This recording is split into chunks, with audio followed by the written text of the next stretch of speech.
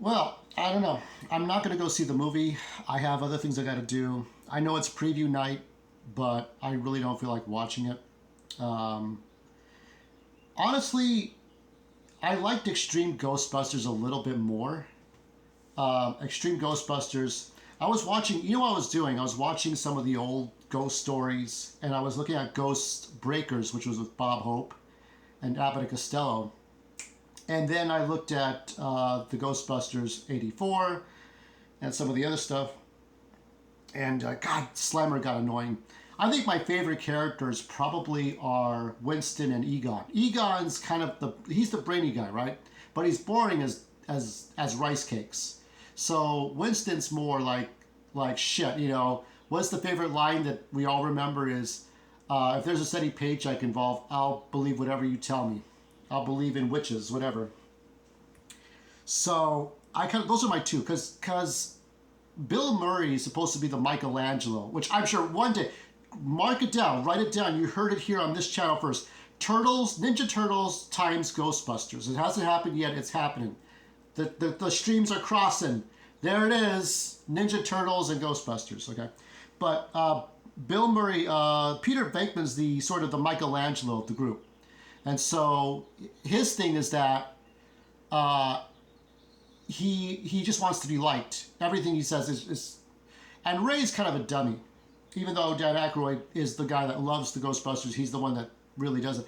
Ray's the dummy. So my two favorite characters are Winston and Egon, and Janine being the favorite female more than Dana from the movies. Slimer's Slimer, but Slimer was always annoying. I mean, Frank Welker kind of helped make that possible.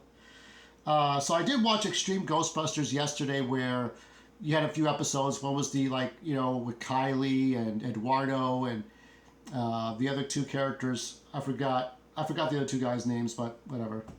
Um, but then you had like the old team come back and the new team, and that's kind of like what this movie's about. From what I heard of the reviews, you could compare it to Ghostbusters 2, in which you can enjoy stuff in that movie, but it's like, because there's so many characters, okay? Because you got the big problem I think that movie has right now is that you got four of the so you got podcasts, you got the one black girl that I forgot her name, but she's playing it right. You got the brother, and you got McKenna Grace as Phoebe, okay? I forgot the other character's name, but I have her action figures somewhere. And then you got the three original plus Janine, because Janine, not just the cartoon and not just the action figure, but Janine gets Annie Potts gets to finally wear the suit. And then you got Paul Rudd and the mom.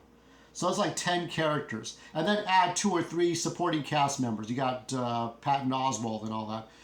And Peck, I think, is he the mayor? I'm guessing Walter Peck is the mayor now. Don't even have to be told this. Okay, Jeremy Johns didn't say anything. Nobody said anything. I just kind of guessed from the way he looked that he's the fucking mayor. It's not hard to figure out. So Al Smith. If Al Smith, who loves Ghostbusters, I love watch his Ghostbusters 2016 video of the trailer. But man, yeah. I mean, you could have figured it out. I do like the pictures of the ghost with the horns, so I'm not going to be able to go see it. I might get it on DVD later on, maybe, or rent it. I want to see Madam Web at home as it is. I want to see, I'll rent that and see what that looks like. But going back to this purpose of this video, well, after the first movie was the breakthrough, everything else was just like, here's another thing that they got to go do, right? But with all the familiar characters from the first movie. Because you remember, like in the first movie, the Ghostbusters smoked. They drank. They smoked, they drank, they swore. They talked dirty. So it was like Ghostbusters, PG-13 Ghostbusters, right? So that happens. And you don't see that at all in the cartoon. There's nothing like that. But the cartoon was trying to continue the movie, but there's no swearing, there's no cigarettes, there's no alcohol, at least not like other than wine not probably ever being mentioned. That's about it. There's nothing else.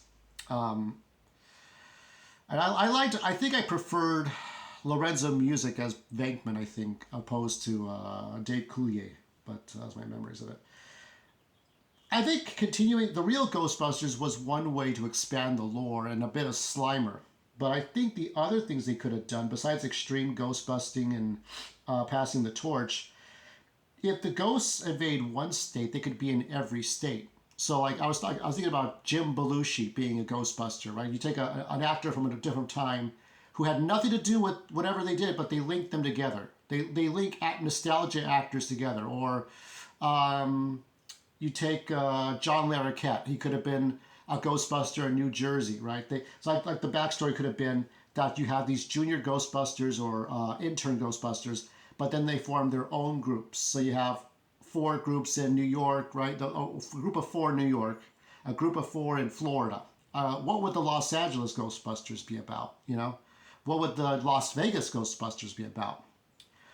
You could have had prequel Ghostbusters in 1852 or 1884, right? Ghostbusters 1884, right?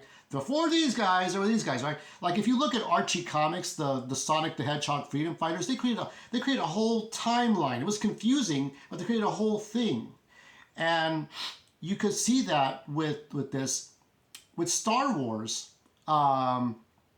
they started with Vader, then Luke and Leia, the two fathers, Anakin and Vader being one, and then building upon that with a large movie that ended up being three movies, right? And then you had the prequels, the cartoons, the spin-offs, but Ghostbusters was never allowed to go that far. It didn't have a regular streaming of comic books or a regular stream of novels. Other than the movie tie-in novels, were there any other novels that Ghostbusters had? I don't know. I think this movie will probably suffer from an overall feeling of mediocrity. Like there were like McKenna Grace's moments looked pretty good from the previews. I think she's going to shine the most. So if you're watching it for her, you probably will not be disappointed. And Dan Aykroyd, I guess, but I kind of favor Egon and Winston. That's all I tell you. Having the ghosts have their own spin-offs. There was a character in the real Ghostbusters comic book. She was a beautiful brunette, like Lara Croft, but she was a werewolf. There were other characters.